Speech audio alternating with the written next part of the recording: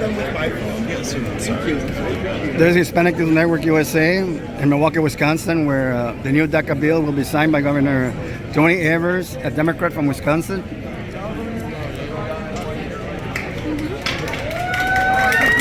We're at El Rey's Supermarket on César Chávez Drive. I took a bunch if you don't mind. One thing I noticed is there's no Mexican flag displayed. They got the American flag, they got the state flag, but no Mexican American flag displayed. For you today. My name is Sylvia. I want to share my perspective on what it's like to have been a DACA recipient and how this law that will be signed today has affected and impacted my life or will.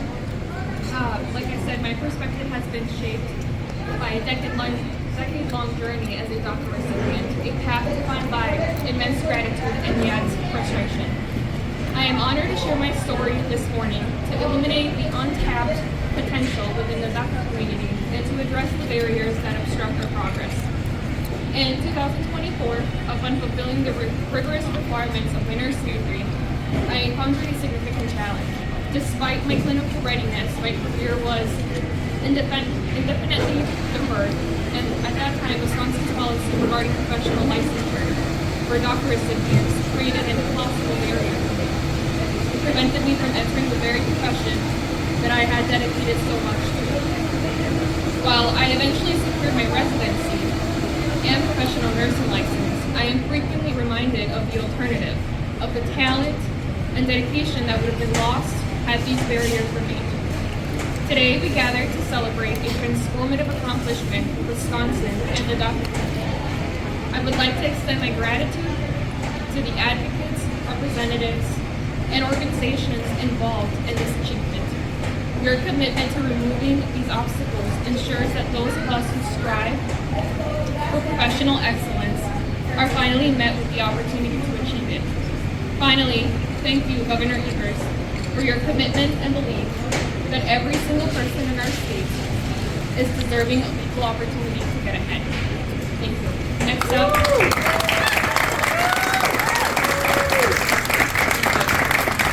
Next, John Jacobs. Thank you so much. All right, thank you, Pamela. Good morning, everyone. My name is John Jacobs. I'm the business manager at the International Brotherhood of Electrical Workers, Local Union 494 Milwaukee. Our jurisdiction covers over 7-county region area of Milwaukee, Waukesha, Washington, Ozaukee, Sheboygan, Fond du Lac, and the eastern part of Dodge. I personally represent over 3,000 members. Today, I am speaking on behalf of the IBEW State Conference, in which I am the vice president. The conference includes 9 construction locals, which Local 494 is a part of, and 3 power line and utility locals from across Wisconsin. In total, we have over 16,500 members. Over 2 years ago, this bipartisan bill was first announced, and the IBEW State Conference was there from the very beginning supporting it. The IBEW works tirelessly at teaching and training the next generation of licensed electricians in Wisconsin. Like many trades, our workforce population is aging, and we are striving constantly to encourage new entrants into our critical profession. As an industry, we continue to make inroads at various schools attending their career fairs throughout the year. We have partnered with community-based organizations to open doors for everyone and build relationships where there was a void. While we are thrilled that apprenticeship participation in Wisconsin is at an all-time high, we believe there is still more work to be done. As licensed electricians, our training requirements and our exam requirement for journey worker licensure are of paramount importance to public safety and a productive workforce. This bill ensures that those standards are upheld while granting opportunity for hardworking people to gain access to our trade. Prohibiting qualified individuals from meeting those requirements and participating in the workforce just because of their DACA status, particularly as a skilled, trained, and licensed electrician, is counterproductive. The approval of this bill remedies this injustice and eliminates an unnecessary roadblock for people who are often denied work and opportunity through no fault of their own. This legislation will pave the way for many hardworking people who play by the rules to have the same opportunity for families supporting livelihoods in Wisconsin as everyone else. On behalf of the IBEW State Conference, I want to thank the Assembly, the Senate, and the Governor for doing the right thing and passing the DACA bill. Thank you.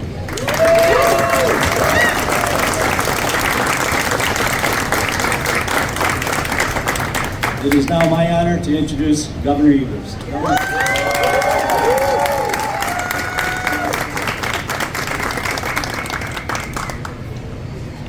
We fit more people in here.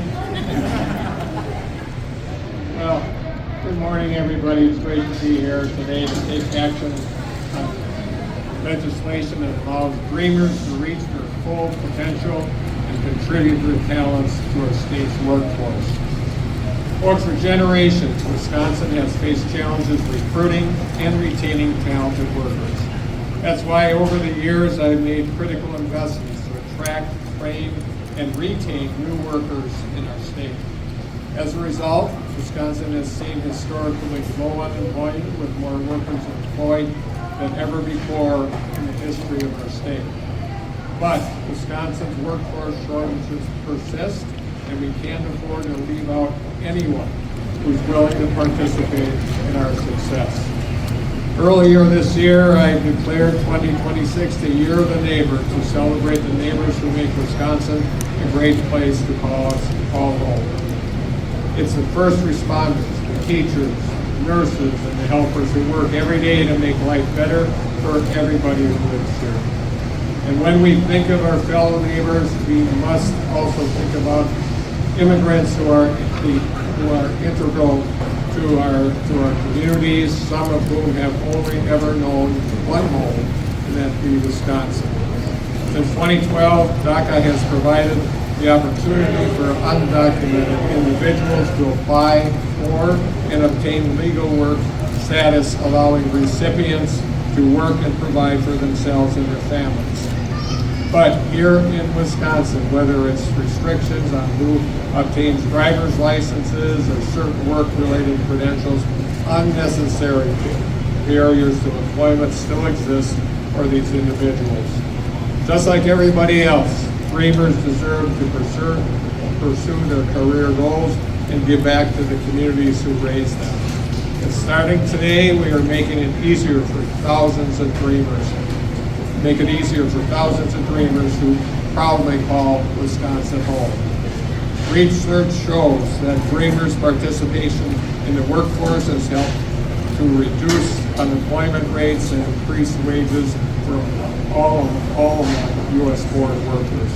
And now by ensuring dreamers can access credentialing opportunities, this previously underutilized segment of our workforce will fill gaps in some of our most high-need fields. Nurses, dentists, teachers, EMTs, trade workers, you name it. This bill garnered resounding bipartisan support from lawmakers and industry folks alike. This legislation is a reminder of the critical role immigrants play in our economy and why we must never turn our backs on this community.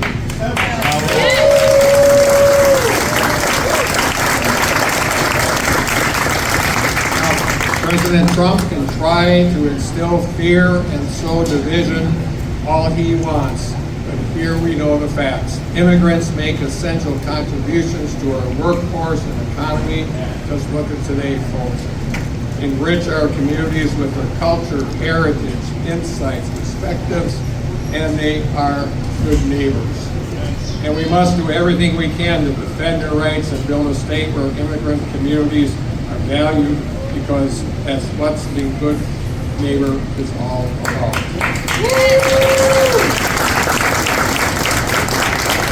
I'm really proud to be signing this bill today to give even more Wisconsinites the opportunity to obtain the licensing and credentials they need to enter and excel in our workforce. So with that, let's get this done.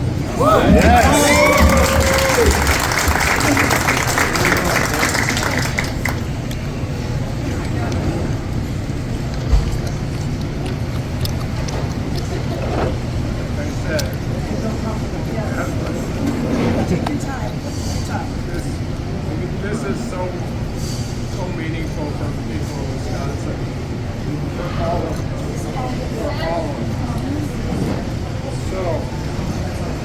Ortiz-Velez. ED 759, Yes. eligibility to receive occupational credentials for recipients of Deferred Action under the Deferred Action for Childhood Reliable Program. Date is 4/9/2026.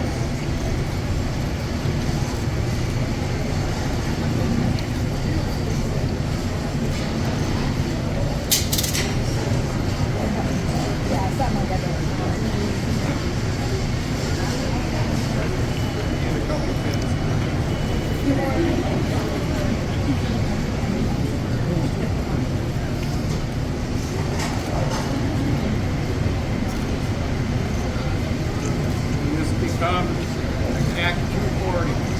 Back 240. Yeah.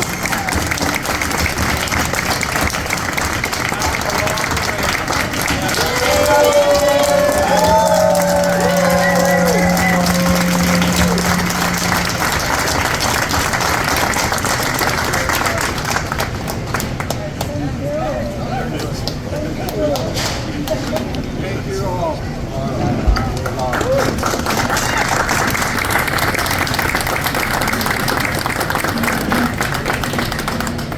Thanks, everybody.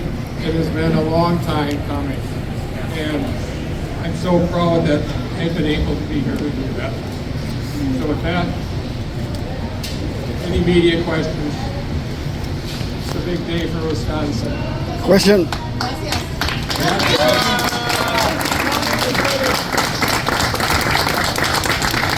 Gotta work on driver's licenses.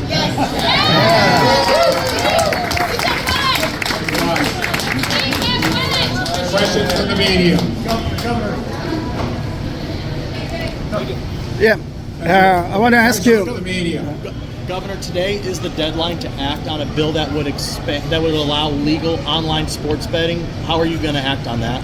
We're still working on that. Obviously, we're going to be making a decision before the end of the day. We have a few more things we have to figure out. Are the tribes in agreement?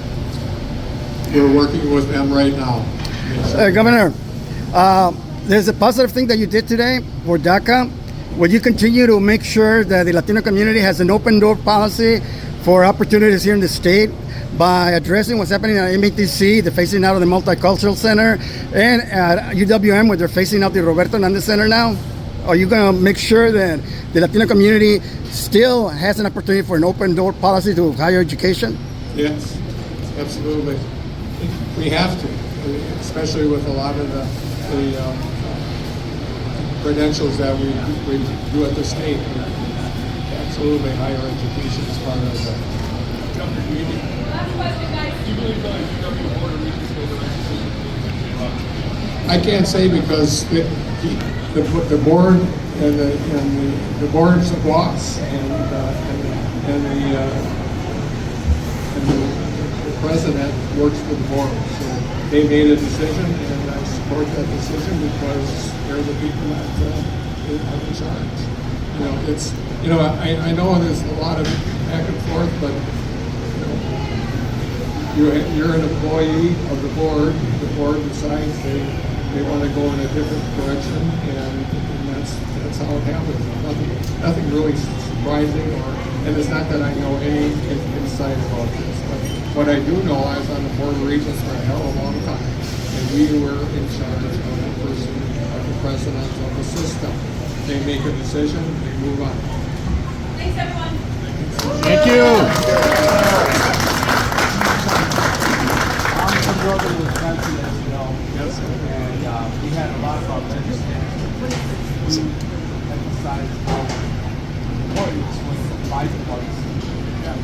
It's not only a bipartisan bill, but it's one that is important not just for Milwaukee. Obviously, it's important for Milwaukee area, West Southeast Wisconsin, but undocumented people live all over the state of Wisconsin. They're part of they are our neighbors. They are our friends. They do extraordinary work all across the state of Wisconsin. It just kills me to see what's happening in Washington, D.C. to fracture that in the state of Wisconsin.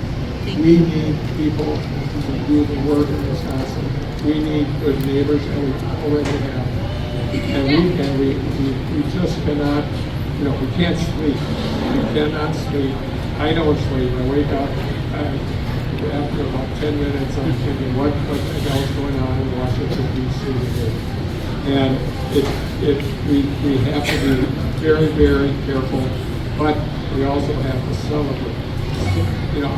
I'll just tell you this story. Small town Wisconsin, and that's why this is so important.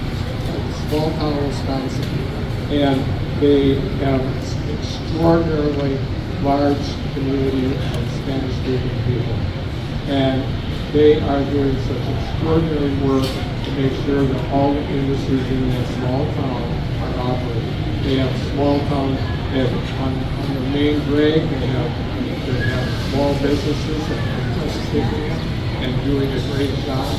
I've been in high school, or middle school, and elementary school, and high school, and there's more Spanish-speaking children than you can find themselves percentage-wise in the state of Wisconsin. In kindergarten, there was one out of the 20 kindergartners, there was one white kid. Everybody was getting along. Everybody was doing great in school. You know what? Our state is better going. We just have to remember that. Thank you so much.